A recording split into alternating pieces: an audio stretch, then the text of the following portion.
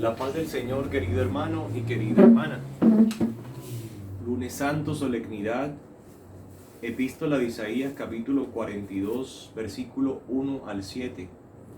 Así dice el Señor: mirad a mi siervo, a quien sostengo, mi elegido, a quien prefiero. Sobre él he puesto mi espíritu para que traiga el derecho a las naciones. No gritará, no clamará, no voceará por las calles.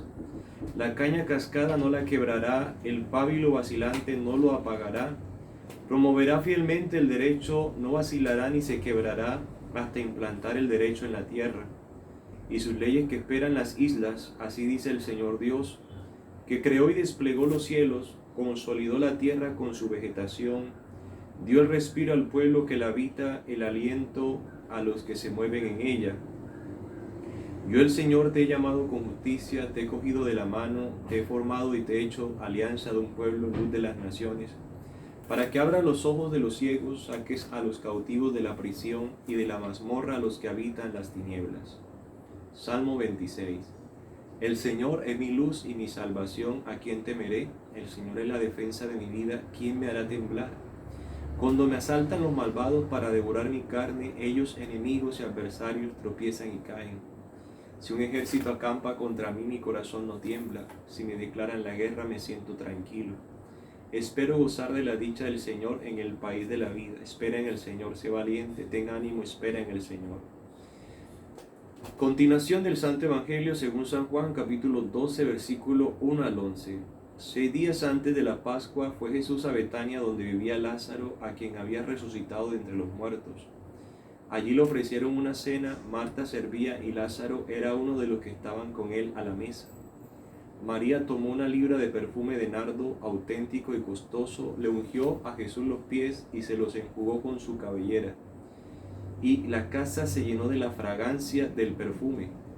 Judas Iscariote, uno de sus discípulos, el que lo iba a entregar, dice: ¿por qué no se ha vendido este perfume por 300 denarios para dárselo a los pobres? Esto lo dijo no porque le importasen los pobres, sino porque era un ladrón y como tenía la bolsa, llevaba lo que iban echando. Jesús dijo: déjala, lo tenía guardado para el día de mi sepultura. Por eso los pobres los tenéis siempre con vosotros, pero a mí no siempre me tenéis. Una muchedumbre de judíos se enteró de que estaba allí y fueron no solo por Jesús, sino también para ver a Lázaro, al que había resucitado de entre los muertos. Los sumos sacerdotes decidieron matar también a Lázaro, porque muchos judíos por su causa se les iban y creían en Jesús. Hermanos y hermanas, aquí está Jesús a los 6 días antes de la Pascua. 6 días antes, el número 6 es un día que en el Génesis, el sexto día, Dios creó al hombre. Está 6 días antes de la Pascua.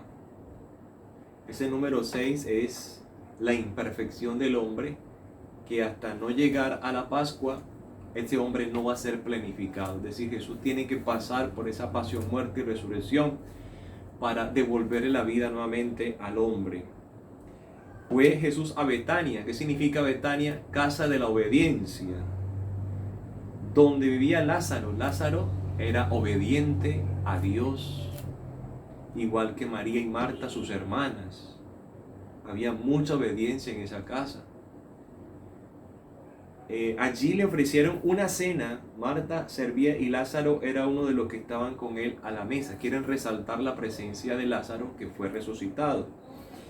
Dice el texto que María tomó una libra de perfume de nardo. ¿Qué significa una libra de perfume? Significa la justicia que hay en María. María es muy justa. ¿Por qué? Porque ella sí cree en Cristo como Dios y no solamente como hombre. La justicia es creer en Cristo Dios. Porque así es como viene la justificación. Dios nos justifica cuando creemos que Jesús es Dios verdadero. La casa se llenó de la fragancia del perfume. ¿Qué significa que la casa se llenó de la fragancia?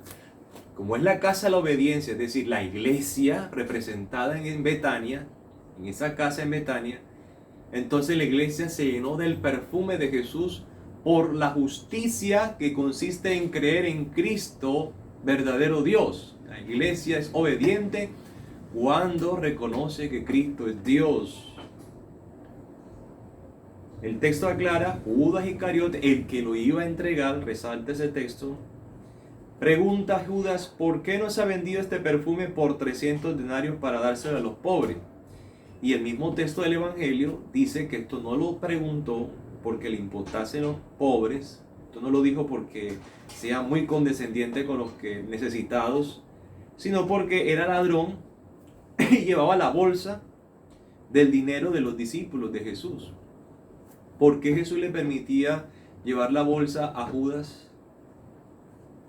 Porque en el Evangelio de los Hechos de los, en la lectura de los Hechos de los Apóstoles, en el tiempo de los apóstoles, ellos dijeron que ellos no se podían ocupar de la administración, eso se lo tenían que dar a los diáconos, a las personas de orden inferior, para ellos dedicarse a lo más superior, que es la predicación de la palabra. Lo cual entonces Judas estaba encargado de lo más bajo, que es del dinero.